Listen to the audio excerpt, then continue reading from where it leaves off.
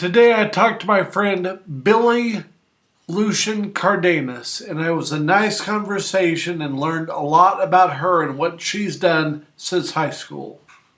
DWSshow.com. Okay. So I think maybe 16 years ago, I moved to San Diego. And why did you make that move?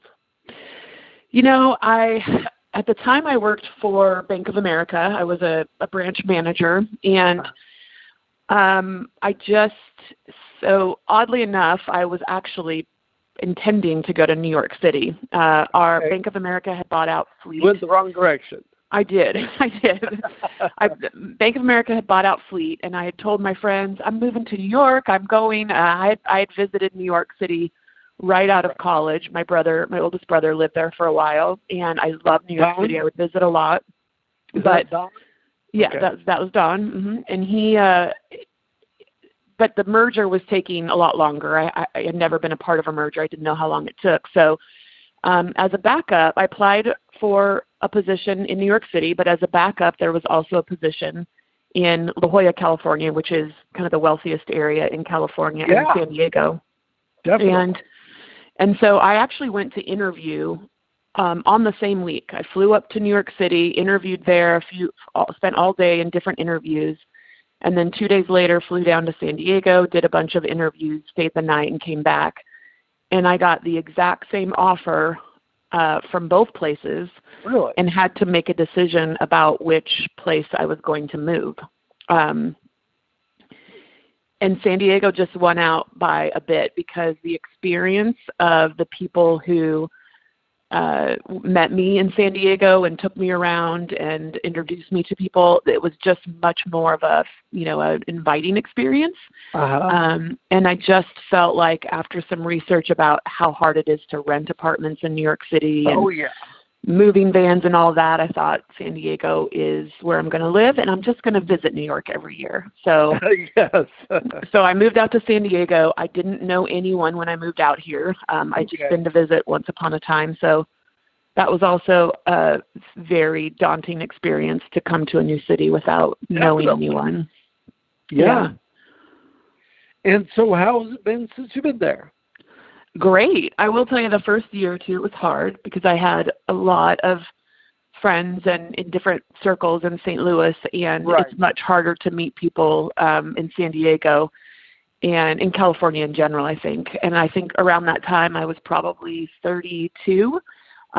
So, where do you meet people except for in bars? And I'm certainly not as a woman going to bars by myself. So a year into it, I had a couple of friends, but we hadn't had that bond and weren't that close. So there were some times where I was, alone. And I actually came home for Christmas and talked to my old boss in St. Louis and said, I think I might want to come back. Really? And so I was entertaining that. And a short month and a half after that is when I met my husband. So I always tell him he was very close to me being back in Missouri and us not being together. So glad I stayed. But it's been wonderful since. What's that? Tell me about him. So his name's Joe, and he grew up in Colorado. He's I guess his grandfather was born and raised in Mexico, but his father was full-blooded Mexican but lived in Colorado. Oh, cool. He went to school at USD, so he's been in San Diego since college. Really? And we met, and I think probably a year and a half later we're engaged, and then we had our daughter, Finley. I had her probably 2 weeks before our first year anniversary. So, but I was 35 at the time, so it was time to start having kids later in life. But yeah.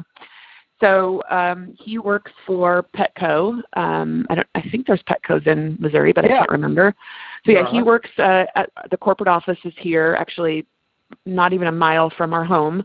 And he's in marketing, and he's one of the people responsible for the millions of emails that get into your junk box every day. it's kind of funny because, Leslie Moreland Lingenfelser is involved in that same business. Yeah. Yep. Marketing's a fun job. So anyway, tell me about your life and your job now. So I actually am a COO. I have two titles. I work for a credit union. I have two chief-level positions. I'm the chief operating officer, so all of the operations reports to me. And I'm also the chief experience officer, so I have all of marketing and the retail branches and the contact center.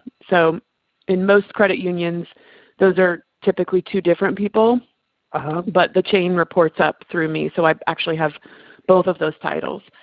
So with the exception of lending, which some of that has a dotted line to me, and our accounting/finance department, I oversee about 60% of the credit unions, working. So was in banking, as I mentioned, in St. Louis, working for Bank of America, and over time have transitioned into credit unions, which I love.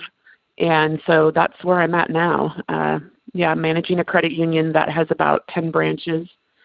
And it's been really exciting. And of course now with our pandemic, it's all things that, trying to keep our members safe, trying to keep our employees safe every day, adjusting to that. But definitely, it's been really exciting. I never would have thought that I would be in a banking role, but the marketing part of it and working with members just seemed to be something that I kind of felt my niche in. It kind of feels like, what I've seen of what you do, it looks like you've got a lot of stuff going on, and then it also looks like this is a fairly cool community you're in. Yeah, it is. I actually, where the headquarters are is a couple hours away from me, which seems like a long ways, although I'll tell you in California, it's not unheard of for people to commute or be at home. But it is a wonderful community. I love the people I work with. They're really fun.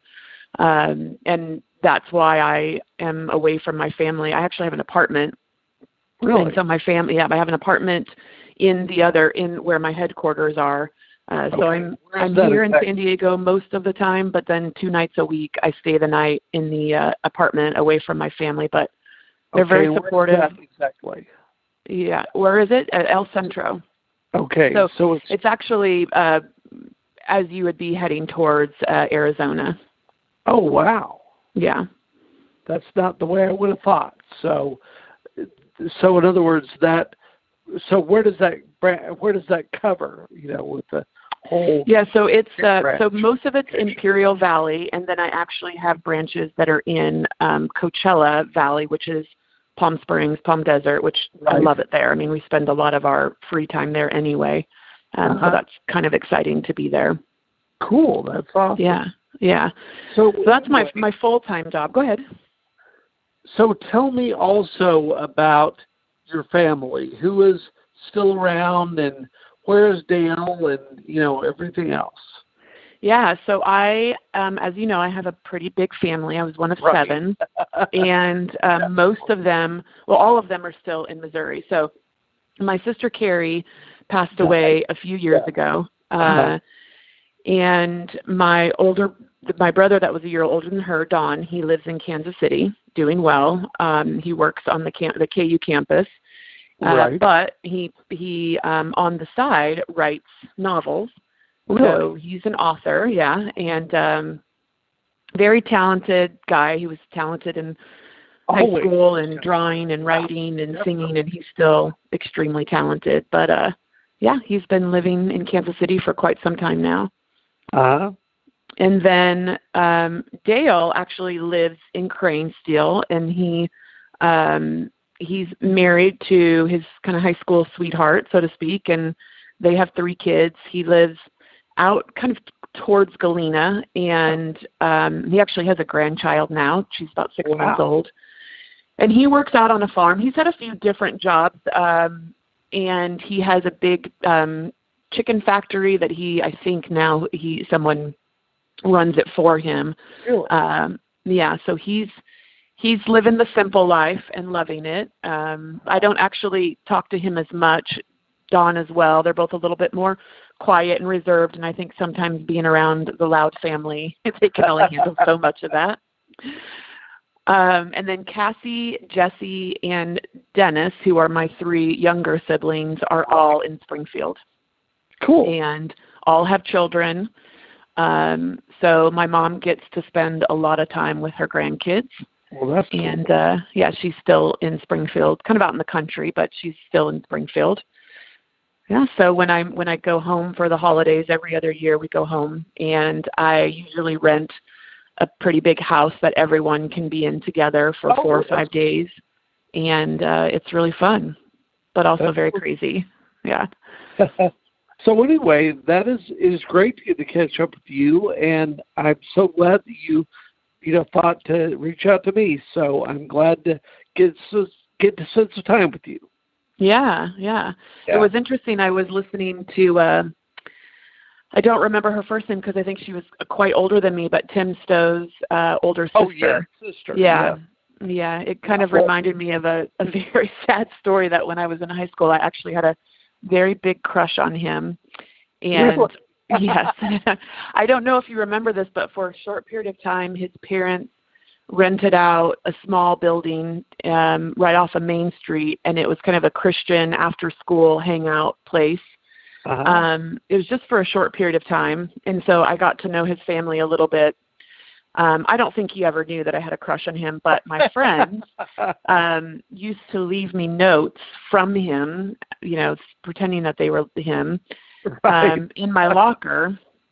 And then one day I came up to him and asked him about these notes, and he had no idea what I was talking about, and it was super embarrassing. So that was a great lesson in trusting friends too much, I think. Definitely. I just always remember you being super involved with Mr. Parrott and the drama school stuff. Oh, yeah. Stuff. Yep. And then Miss Kelly, too. Yeah. Yep, I was. And I think you and I had some involvement in choir together. We did. Yeah. But yeah, I spent most of my time with Mr. Parrott, and then, hanging out a lot with Sherelle and Ann. I don't know if you remember them, although later in the last couple of years, I started spending a lot of time with Kathy Metcalf. And so yeah, I have some definite fond memories, but I haven't been back to Crane for a long time. My family and I keep talking about maybe going to the Broiler Festival someday, but it hasn't quite happened yet. Good Lord, I don't even know what's going to happen. I know. That's part of the deal that you've got is you're involved in keeping people safe during the pandemic. Yes, yeah. Where, the banks the financial institutions are considered one of the essential businesses. And a lot of our clientele, there's a big population of our clientele that's Spanish speaking, and we were very close to the border. Right. They prefer to do things, face to face, cash in hand. Right. Many of them cash their check. They go straight to pay pay their electrical bill right at the place, the window. And so we still have a decent amount of traffic in our branches, and it's been interesting in trying to figure out how to keep the member facing, in credit unions, they're called members, not customers, but it's been interesting trying to figure out how to still serve our members, but keep our team feeling safe, that they're exposed every day to people who are walking in. And, every day that you wake up, it's new news, something else has happened, or, and I have 2 markets that I'm serving. So the market in Palm Springs area, they've actually got quite a few more spread, more fatalities.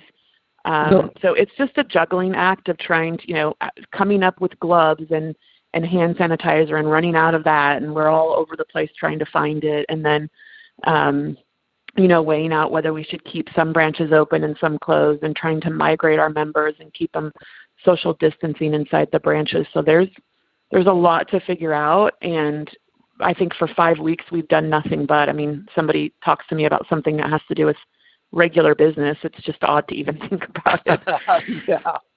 So it's amazing, and it's really good to talk to you, and thank you so much for spending some time with me. Of course. Thank you. It was great to talk to you too. All right. Thank you. DaleWileyShow.com to learn more and hear the full interview.